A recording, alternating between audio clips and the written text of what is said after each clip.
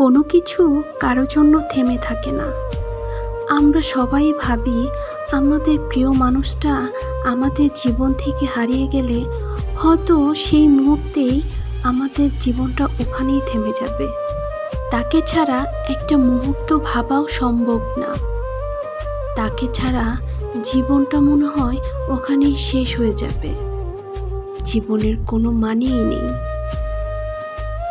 প্রতিটা নিঃশ্বাস যেন একটা ভয়ঙ্কর রূপ ধারণ করবে। চারপাশটা যেন হাহাকারে ভরে যাবে। মনে হবে এই জীবনে হয়তো তাকে ছাড়া বাঁচা সম্ভব নয়, কিন্তু তারপরেও মানুষ বেঁচে থাকে।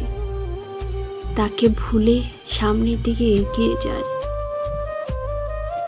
তাকে ছাড়াও বাঁচতে একদিন শিখে যায়।